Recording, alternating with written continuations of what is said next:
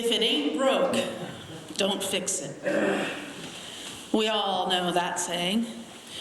We might disagree about what's broke or broken. And then I wonder, if it ain't broke, is it okay to just tweak it? Just improve it a little bit? What if it's just a little bit broken? A stitch in time saves 9. We all know that saying too. So if it's a little bit broken, you can always keep it from becoming really badly broken. But sometimes something is undeniably broken and in obvious need of fixing. A few years ago, I had a real dental ordeal. It started, as they often do, with a bad toothache. At first, the pain just sort of nagged at me. I figured it would pass. I hoped it would pass. But the pain kind of hung in there for a week or so, just at that nagging level. But then one day I woke up and it was just that sharp, screaming pain. Now I had that full-blown pain. Even then I waited another day. I used Ambisol and Advil, hoping things would just go back to normal, but that didn't do it. Eventually I broke down and called the dentist, put in an emergency phone call, and she saw me the next day. And that began a complicated process of treatment. First, it seemed they needed to pull the wisdom tooth that was behind the troublesome molar that was actually aching. I'd never had a tooth pulled before, and it just seemed so bizarre that somebody could just yank a tooth out of my head with nothing but pliers and elbow grease. So I was talking to a friend of mine about it before the appointment, and she said, yeah, wow, doesn't that make you think of that old movie with Dustin Hoffman? There's that scene, what is it, Marathon Man? Doesn't it just make you think of Marathon Man? Well, now it does. But I had the wisdom tooth pulled. But there's more. After that area healed, then the dentist had to take off the old crown from the molar, drilled away the new decay, gave me a temporary crown. But here's the thing, the decay was so bad, went so far up, that the dentist needed more room to secure a permanent crown. There's just a little stub of tooth there. So the dentist needed to make the tooth longer, but there's really no way to make a tooth longer. Well, there's a way, but it's not really making the tooth longer. It's a procedure called crown lengthening, which is just a really hopeful way of saying gum shortening.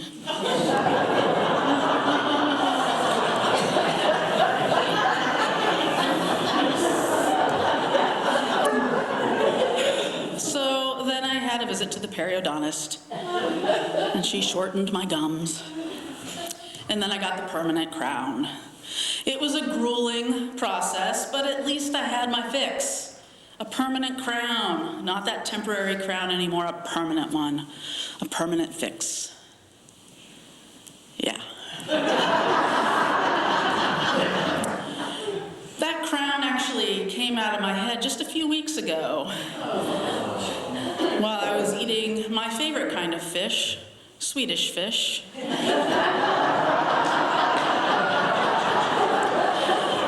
They're accidentally vegan, by the way. It wasn't good on my dental work, so the permanent crown wasn't so permanent. The fix was no longer fixed in place. I suppose no dental procedure, no dental repairs are really permanent. Remember the old commercial for that denture adhesive called Fixodent? Fixodent and forget it? Well, that's not true either. Ask anyone who has dentures. But if you really think about it, there are no permanent fixes, period. It's not just dental work, it's everything.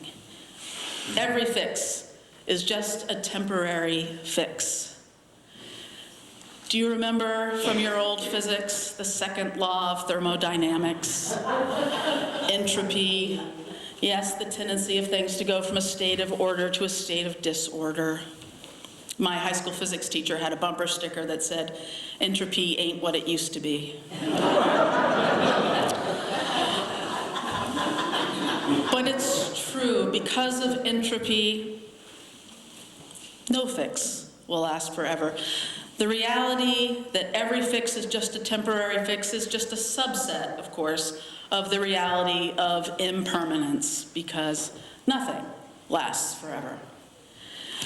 But that doesn't mean that we shouldn't bother fixing things. I'm glad to have that crown back on my tooth, though undoubtedly it will fail again. There's something a little discouraging about thinking that you're fixing something, knowing that it will just need fixing again down the road.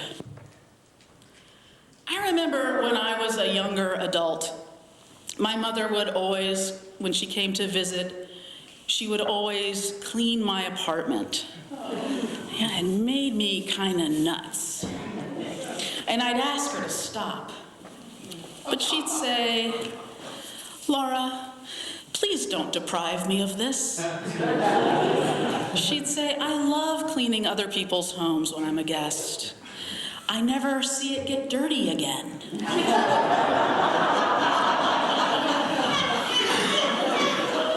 I suppose that makes sense in some twisted way.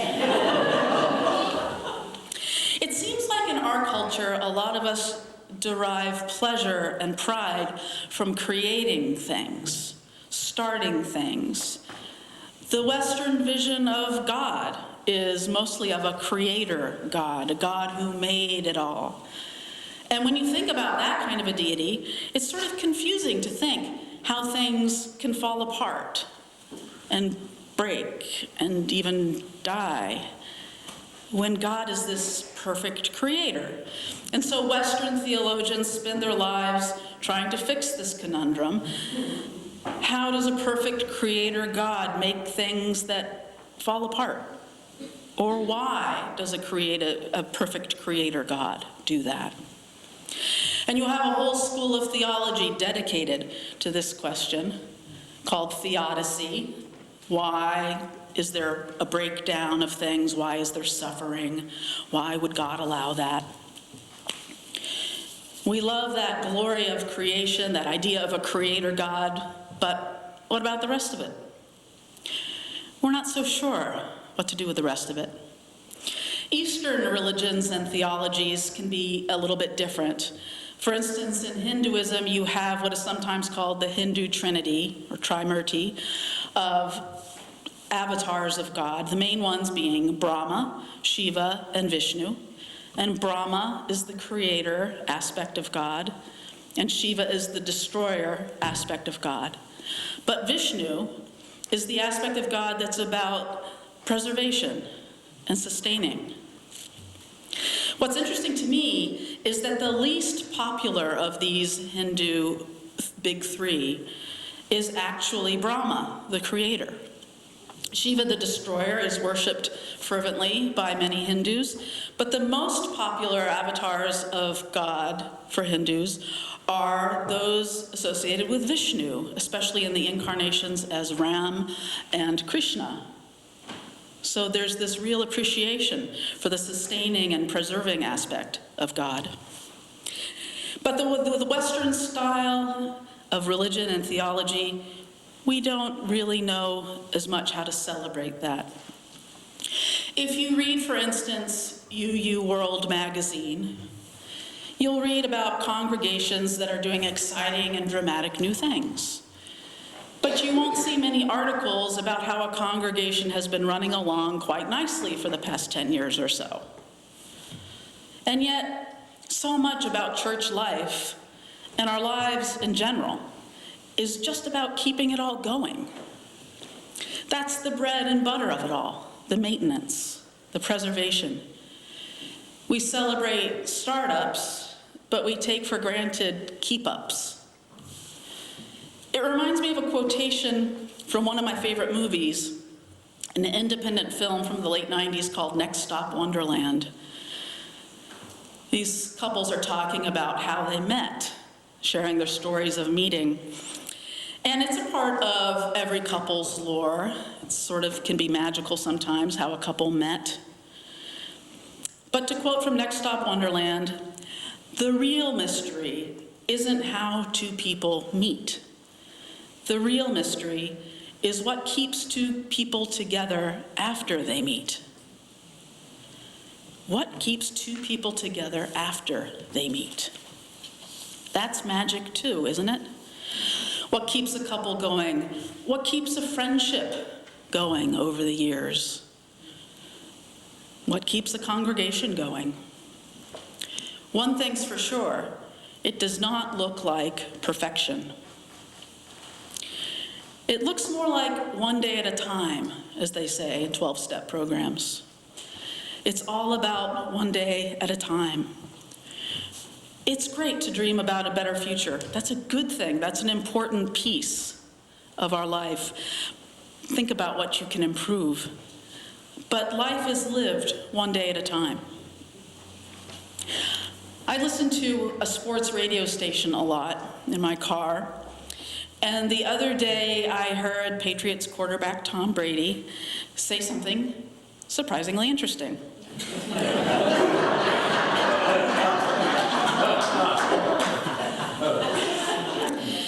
He was being asked about his status for the game later this afternoon because he was listed as a limited participant in practice. I guess someone described his status as day-to-day. And to that, Brady said, "We're all day-to-day when you think about it." How about that? It's kind of profound. We're all just day-to-day. Or if you prefer to get your wisdom from, say, Confucius rather than Tom Brady, Confucius said, "If you would one day fix yourself, do so from day to day." Abraham Verghese, physician and professor at Stanford Medical School, as well as a best-selling novelist, writes, "Life is in the end about fixing holes. We're all fixing what is broken. It's the task of a lifetime. Fixing and refixing. It might not be glamorous, but it does involve a lot more creativity than first meets the eye. It's the creativity of our daily lives, and it really ought to be far more celebrated than it is. And there's a sort of heroism in it, too. James Baldwin noted, "You cannot fix what you cannot face." Every time we fix something, we were brave enough to acknowledge and face something that needed a fix, no matter how temporary the fix proved to be. James Baldwin also wrote, "Nothing is fixed forever and ever and ever. It is not fixed. The earth is always shifting. The light is always changing. The sea does not cease to grind down rock." Today, let us reject planned obsolescence. Instead, let us embrace the Jewish doctrine of tikkun olam, healing the world. We have just this one world, just this one planet. We have, as far as I know, just this one life. Our hope is in sustaining and preserving it and each other as long as we can. This Advent season, this Christian season of waiting with great expectancy, makes me think of a poem by June Jordan about the anti-apartheid movement in South Africa. She wrote, "We are the ones we've been waiting for. All around is in need of loving healing. All around is in need of loving sustenance, loving reparation. May we be heroic enough to lovingly repair ourselves and our world. May it be so. Blessed be, and amen."